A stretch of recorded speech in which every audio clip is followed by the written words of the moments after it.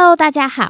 近期地震频传，这张书生的抗地震咒人照片是尊贵的大成就者唐东家坡尊者的福藏。它是源于德格印经院的木刻版画，可以免于地震、风灾、水灾和火灾等4种灾难。最重要的是，可以防止免于地震带来的灾害。今天要来跟大家介绍尊贵的唐东家坡尊者。在西元14世纪时，西藏有位真实的历史传奇人物，伟大的成就者唐东家坡尊者。他有许多丰功伟业，他的一生致力于治水建桥，还创建了剧团，招徒学经，广传佛法，立众无数的事迹，为西藏所公认。还有一点，伟大的唐东家坡尊者更是藏传佛教最长寿的大成就者。尊者可以说是香巴嘎举派的重要上师，喜马拉雅山的达文西，不丹的钢铁人，藏系的祖师，著名的土木工程师等等，很多称号真的说不完，更是在西藏艺术史、建筑史、藏医药等留下了很多的成就，真的是一位传奇的人物。今天就大家来认识这位尊贵的唐东家坡尊者。这张书圣的抗地震咒人照片是尊者的福藏。虽然地震是属于自然灾害板块运动，在地球上大致可以分为7大板块。这张图呢，泥咒人是佛陀慈悲愿力所成就的，可以让我们远离灾害，化险为夷。不过地震如果发生，大家还是要记住这3个避难动作：趴下、掩护跟稳住。故事开始前，再请荧幕前的你帮我点赞和订阅哦。那我们就来开始介绍这位伟大传奇的唐东家坡尊者。唐东家坡尊者生于14世纪，不过由于生卒年说法不一，在唐东家坡传书中描述尊者生于西元1361年至西元1485年。尊者的名字叫尊追桑布，不过最让大家知道的名字是唐东家坡，意思是空旷平原之王。他可以说是西藏的一位伟大传奇人物。藏民们相信尊者是观世音菩萨和马头明王的化身，更是在莲师的福藏寿记中有说到，在一个沃瓦的东北诞生一个名叫尊追的人，他是我的密意化身。而伟大尊贵的贝玛林巴尊者也在福藏寿记中说到，出现莲花生大士的转世化身，名叫唐东家坡。此时藏土众生得安乐。而尊者小时候由于家境贫苦，父母便送他至香觉寺出家修行，并在寺中学习读书，曾经跟许多上师学习新旧秘法。因为尊者研读经文，更是善于辩论经文，还曾经闭关修行7年，证悟大手印及其他法门。更准确的说法，应该是尊者从小就是精通经文艺术的神童，也多次到印度尼泊尔求法，更当过士兵，抵抗过蒙古军队。而且尊者更是曾去过莲师的吉祥同舍山净土，并接受了莲师的亲自传授灌顶，以及鼓励尊者返回西藏。空行母也指引尊者返回西藏。之后尊者的一生都是为了利益众生的福祉而奉献的。从此人们更是尊称他为智白望秀唐东家坡，意为成就自在唐东王。尊者的一生奉献于建造铁桥与渡口，还有西藏医药与戏剧。那我们就先说对于建筑史上的伟大贡献。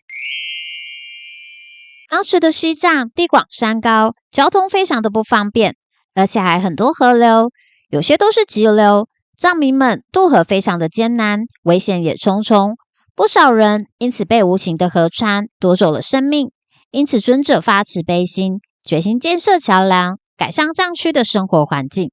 而由于交通上的不便利，也想连通偏远地区的百姓们，使佛法能更为广流传，并于15世纪开始了桥梁的建造，更是使用锻造炼铁的技术建造桥梁的铁索，而且至今都没有断裂，也没有生锈，非常的神奇。更是有科学家研究，但是还是无法得知到底是用了什么锻造之术。而尊者收集各处的铁以及空行圣地取得的铁，融合一起重新锻造制成，并在西藏和不丹总共建造了58座跨越山谷的铁吊桥，另外还建造了60座的木桥，118艘的渡轮，还有111座的佛塔纪念碑，以及无数的寺庙和寺院。直到现在仍然是一项令人惊叹的伟大成就。其中不丹有8座铁桥、2座寺庙，至今这些地方都是不丹的热门旅游景点。你们可以看一下这照片，这是尊者第一座建立的铁桥，位于不丹的都克苏姆山谷之间。目前这些铁桥大多已经被拆除并收藏保存起来，而锻造的这些铁器被称为唐东圣铁，是流传于西藏与不丹等地的神圣圣物。而由唐东圣铁所制造的金刚法器，更是被僧人们与瑜伽士们推崇。真正的唐东圣铁的法器，到现在仍是需要手工打造而成，无法用熔炉灌模而成的。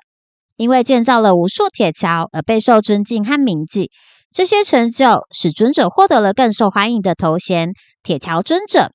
除了铁桥以外，尊者更是建造了许多佛塔纪念碑以及寺庙，而这些佛塔更是根据风水原理在西藏跟边境区域建造的，位于战略位置，避免当时蒙古军队的入侵。而建造桥廊与寺庙等等的，这些也都是需要资金的。为了筹备资金，当时尊者便开始了藏戏来募款资金。由于在尊者开始建造桥廊时需要大量的资金，不过以正常募款方式很难取得。为了修桥，尊者更是当过铁匠，也亲自抄铁锤、拉风箱，当起了苦力。要知道，在当时的铁匠普遍被人们认为是卑贱的职业。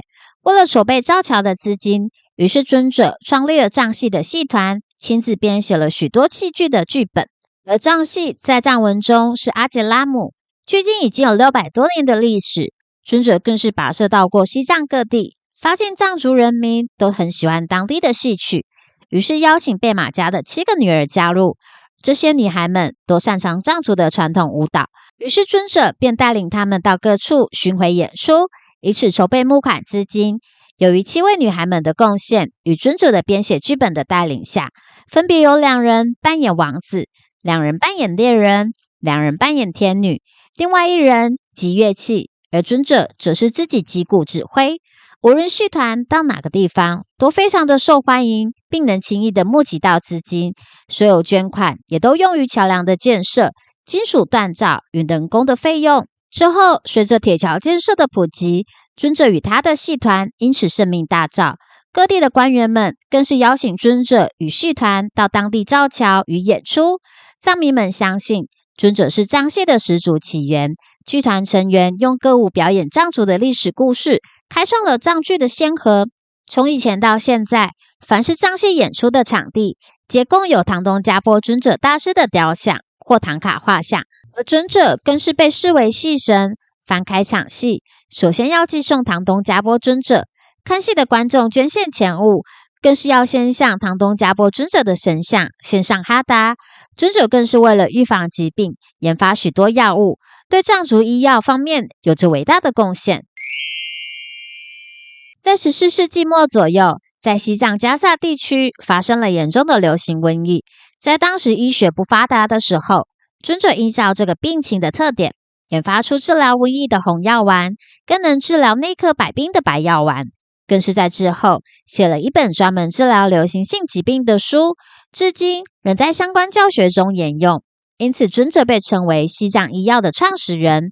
而红丸跟白丸到现在仍然被藏医们使用，用来解除终身的痛苦。而尊者更是在印度、不丹、锡金、蒙古以及西藏东部等地担任过4个密宗的最高领袖。他拥有许多法脉的传承与教法。而尊者一生亲见过阿弥陀佛、长寿佛、观世音菩萨，还有莲花生大士、马通明王等诸多本尊。其中最著名的是修持长寿佛法门，此法门的殊胜，许多修行者修行此法门，皆享高寿100余岁。而尊者更是广传佛法，有着无数的弟子。最后，尊者更是证得无始红光身大成就，于125岁时涅槃。那今天就说到这里，你的点赞订阅是给予我们团队最大的支持哦。那我们就下期见喽。